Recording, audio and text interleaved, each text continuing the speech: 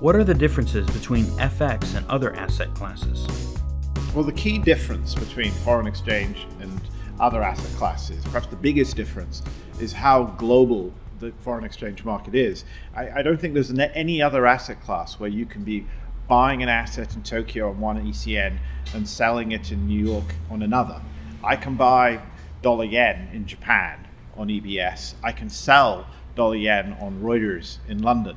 And I have bought and sold exactly the same thing. I have no open interest. I'm totally flat. I'm out. It is a cash market, so it is totally fungible. I can compose euro yen out of euro dollar and dollar yen, and I've made exactly the same instrument. I could trade the legs or I could trade the instrument. It's the same thing. The other big difference is, of course, is that it's a credit instrument.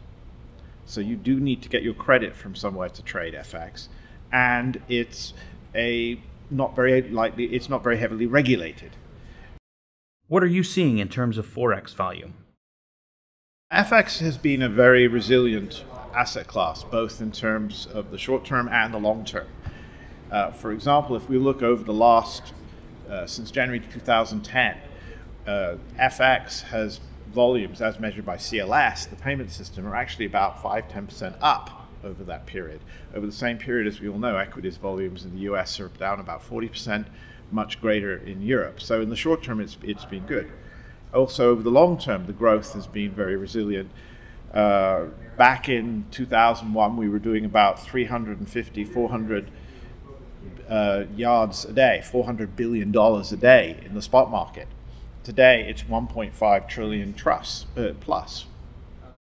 What correlation do you see between volatility and volume?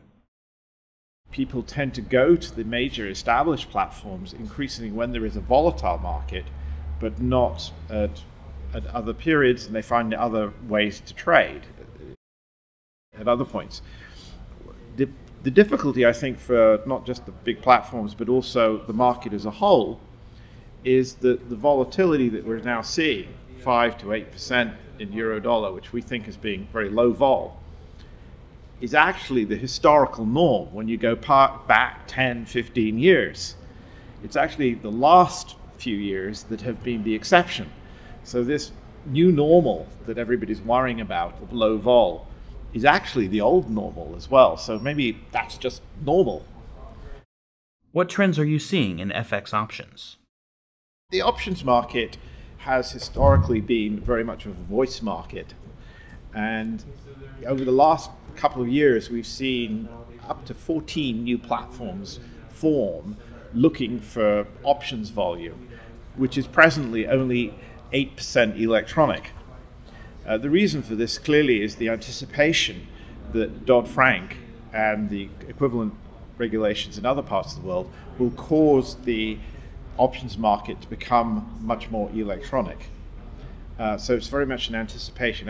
This is early days. We don't really know what's going to happen. The single options platform which really has taken electronic volume to date actually is the CME. What is the status of HFT in the forex market?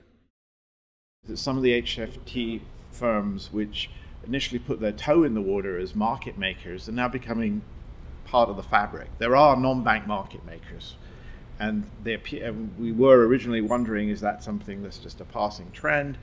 It seems that they are established in FX. There are a lot of new platforms in the FX market which have been announced, particularly in the spot market recently.